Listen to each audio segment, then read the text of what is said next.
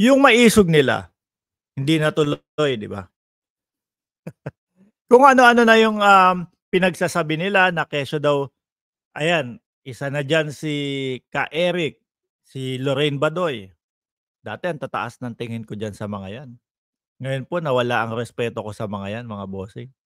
Biruin mo ba naman, si Ka Eric, ako nanonood ako dun, 'no, 'no?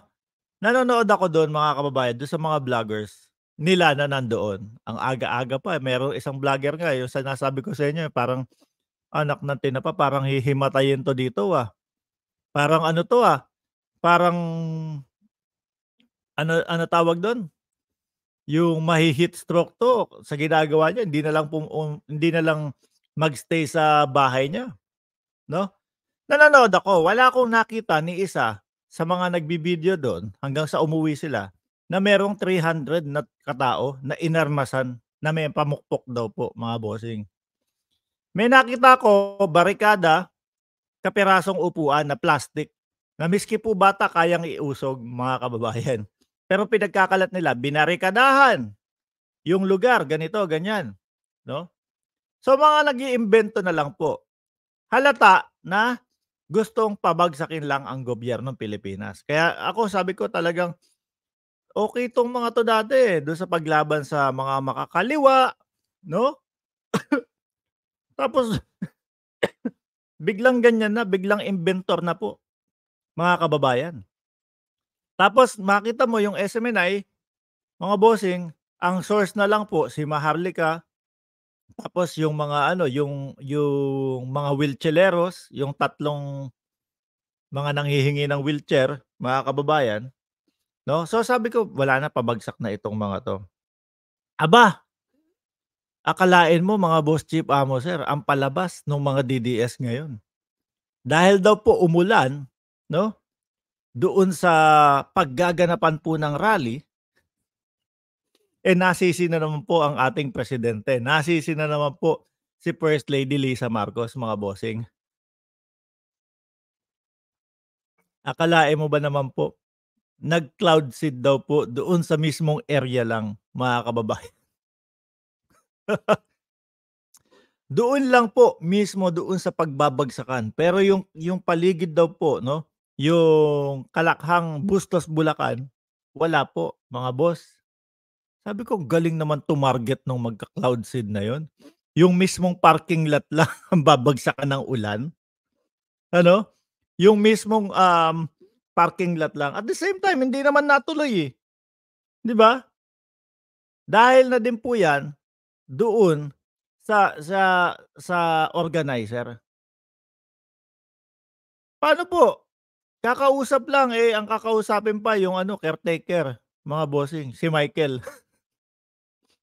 Gusto eto, ang pagkakabasa ko po diyan sa sitwasyon na 'yan, mga kababayan, 'no? Dahil si Michael hindi naman siya yung mismong taga-ano, yung talagang siya yung kakausap doon sa mga gustong magrenta, hindi siya otorisado, gustong mambudol ni Michael, mga kababayan.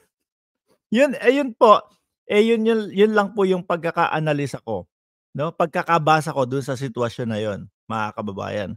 Gustong mambudol ni Michael. Siguro malaking pera, malaking pera 'to. Hindi naman siguro nila mapapansin o makikita na tatanggapin ko ito, 'di ba? At least may dilihensya. Nalaman, kumalat. Kasi nung isang araw, meron akong mga nakitang text message, hindi ko lang pinansin. Parang usapan nung mga vlogger dun sa kabila, nung mga DDS, 'no? Nabanggit, 'wag niyong banggitin sa ano, 'wag niyong banggitin dun sa live ninyo na kung saan yung puwesto o lugar na paggaganapan ng maisog. Gano'n daw po, mga bossing. Kumbaga, on the day na natin babanggitin, ganyan yung nabasa ko. Sabi ko, bakit naman? Paano malalaman ng tao yun? Basta na lang pumunta, 'di ba? Basta na lang pupunta. So, nung nakita ko yon, sabi ko, anong mga paek-ek nitong mga ito? Bakit meron pang mga gano'n?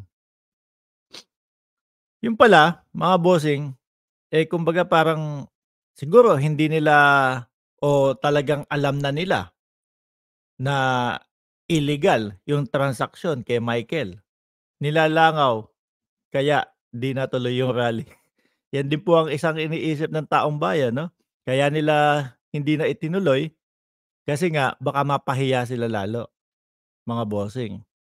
Puwede din po 'yan. Kaya hindi nila tinuloy kasi nararamdaman nila na sila-sila lang po, baka maging meeting de avance lang po nila. Baka maging ano lang po nila 'yun, alam mo 'yun, sila-sila lang magkakita-kita, mga boss, 'no? So nung nakita ko yung, message, 'no, parang group chat 'yun na nag-uusap-usap sila, wag niyo munang i-ano, wag niyo munang sabihan doon sa mga live ninyo, yung ano, yung maisog, 'no? Siguro alam nila na illegal yung transaction kay Michael, baka mabuko.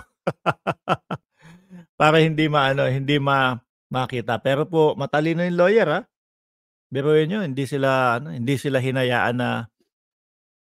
hinayaan na, "Oh, 30 minutes lang po, stay lang kami saglit dito, meron lang kakausapin." Hindi. "O sige, kausapin niyo, o kung gusto niyo akong makausap, pumunta kayo dun sa munisipyo, nandun ako sa munisipyo." 'Di ba?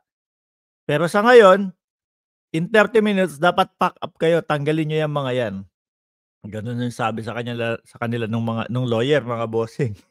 So, ibinibintang nila pati po yung pag-ulan sa ating presidente at kay First Lady Lisa Marcos. Nag-cloud seed, tignan niyo dito lang ano, dito lang umuulan. Magtanggol bus. Ano 'yan?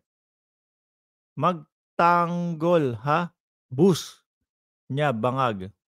Sabi ni ano, boss ko daw bangag. Pero nanonood ka. So 'yan, tanggalin ka na namin.